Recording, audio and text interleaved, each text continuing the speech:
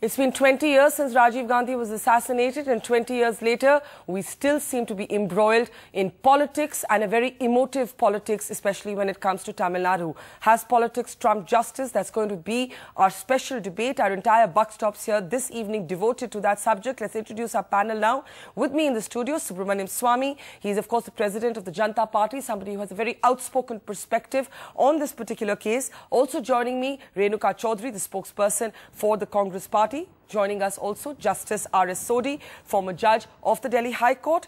Joining me from Chennai, Ms. Vaikai, the defense counsel for those who were convicted, who has, in a sense, had a victory, or at least an interim victory today with that 8-week stay on that execution of Rajiv Gandhi's killers. Joining me as well, Mr. Karthikeyan, the former special director with the CBI, somebody who investigated this particular case very closely. Also joining me from Chennai, Meena Kandasamy, poet and activist. And we'll also be crossing over later in the program to Srinagar, where we're already seeing intentions to bring in copycat resolutions in the Jammu and Kashmir Assembly. Renuka Chaudhary, if I may start with you. When it comes to Rajiv Gandhi, one would have thought that the Congress would be united, and they would be united on the other side. We, of course, know that Sonia Gandhi intervened personally to get the life sentence, in a sense, for Nalini, a death sentence commuted to life.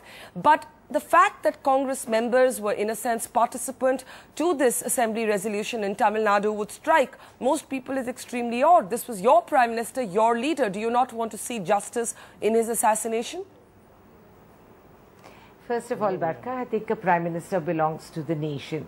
So he wasn't just the Congress Prime Minister, he was the Prime Minister for the nation. Absolutely, I agree with that. One of the finest and the youngest. Yes. So, you know. Absolutely. So it's not about us being this way or that way. We have to de-link ourselves, step back and look at the real picture. Now the picture is that, yes, Tamil Nadu Assembly has extraordinarily passed a resolution. Now what are the compulsions and the sentiments and the emotions behind that are to be set apart from the actual legal situation that exists. Number one, that this is sub judice at this point, so really we shouldn't be questioning this on national media or saying anything. But the fact of the matter is that the President has taken a call on this issue, and the Supreme Court did. Now we have to examine whether the High Court can overrule the Supreme Court and overrule the President and take a decision on this issue. It's also very, very catch-22, because on the one hand, the court says that there's long mental torture, that they waited so many years, and then further compounds the injury by delaying it for another 8 weeks. Yeah. So at the end of this situation, you don't know what's going to happen after 8 weeks.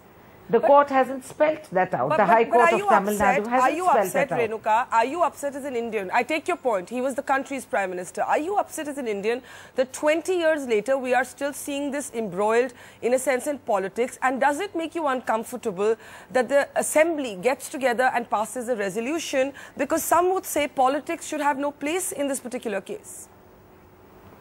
That's one way of looking at it, Barka. But if you look at it in a democracy and you accept democratic principles, then fine. The Tamil Nadu Assembly is free to pass a resolution if they want to.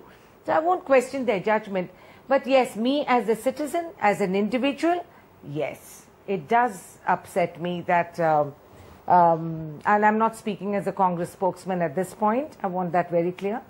As a citizen, it worries me that the Prime Minister of a nation can be assassinated, and that we really have two things to think about on that. NDTV's Cricket app, Android and iPhone, fastest scorecard, special analysis and much more. Download free. ndtv.com/apps.